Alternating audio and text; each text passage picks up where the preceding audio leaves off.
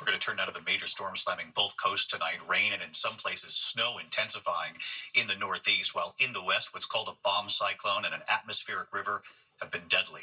Lee is standing by with the forecast for us, and Chief National Correspondent Matt Gutman with the images of the storms on both coasts tonight. Tonight, that desperately needed rain finally soaking the northeast. Umbrellas out in force in New York City for the first time in months. Wet again tomorrow, but we're getting the most rain today. Right now, it is soggy area-wide. The rain will ease the fire danger that's been plaguing the northeast, but it's not enough to end the drought. Overnight, this storm spawning a confirmed tornado in Pittsburgh. Powerful winds there, knocking down trees. I got up, and as I was coming to the back, I saw out our side window the black cloud. That massive swirling system also ushering in the first snow of the season for millions from the Midwest to the Northeast. The conditions treacherous, multiple crashes outside Chicago.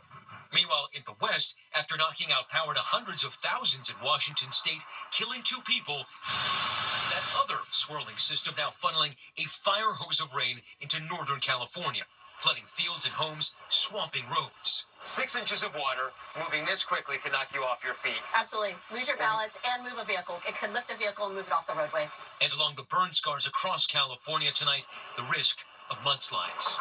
David, they're cleaning up this mudslide. There have been many small mudslides around roads like this across this part of Northern California. Sonoma Airport getting more rain than on any day in 25 years, and this system is going to basically sit and spin right off the Pacific Northwest, dumping more rain through the middle of next week.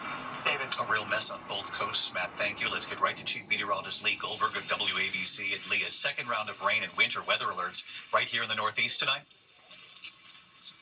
David, a rare and welcome soggy scene here in New York. We have a fresh inch of rain and counting, and this wet weather is going to turn wintry inland. Winter storm warnings are out from the Poconos and Catskills into the mountains of West Virginia. Advisories go within 25 miles of New York City. We could get up to a couple inches additional rainfall along the coast, but up to 12 inches of snow could actually fall above 1,500 feet in the Poconos and Catskills. Now, out west, that bomb cyclone, it's still going strong. It's reeling in that atmospheric river into the west coast. That high-risk flood event, that's going to go into Friday morning, an additional 6 inches of rain in the mountains of Northern California, maybe an additional foot. David, basically, these storms are just at halftime. Lee Goldberg with us again tonight. Lee, thank you. And tonight here, an ominous new escalation in the war in Ukraine. For the first time, Vladimir Putin firing an intermediate-range missile capable of carrying nuclear weapons into Ukraine. Authorities say it did not have them, but it was destructive. And what the U.S. is now saying about this tonight. Ian Pannell from inside Ukraine again tonight. Tonight, in a defiant warning to the world, Russia carrying out an unprecedented attack with an intermediate-range ballistic missile fired against Ukraine. Those ominous streaks of light falling from the night sky over the eastern city of Dnipro, targeting a military-industrial complex. A U.S. official confirming that new missile containing multiple warheads capable of striking several targets at the same time. This was a new type of lethal capability that was employed on the battlefield. But Vladimir Putin tonight saying the attack was a response to strikes by Ukraine using American and British long-range missiles against Russia, the latest attack wounding a senior North Korean general.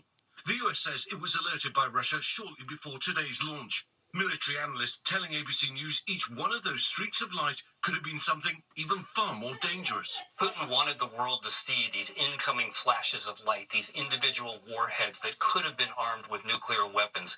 Clearly, this is a nuclear threat to the U.S. and its European allies. Tonight, President Zelensky saying the world must now respond. David, after a week of escalation, Putin now also appearing to directly threaten the US, saying Russia could attack any country, allowing Ukraine to use their missiles to strike Russia. David? Ian Pannell in Key for us. Ian, thank you. Back here in the U.S. tonight into the case of that Wisconsin. To the index of other news, a nationwide beef recall over possible E. coli contamination. 167,000 pounds of ground beef products distributed by the Wolverine Packing Company. Authorities say the beef was shipped to restaurants across the country. Tonight, UConn women's basketball coach Gino Auriemma is now the winningest coach in NCAA history. He won his 1,217th game last night. More than 60 former players were there to watch the historic moment. And look at this, the greatest of all time, presented with an actual goat. on the court. When we come back.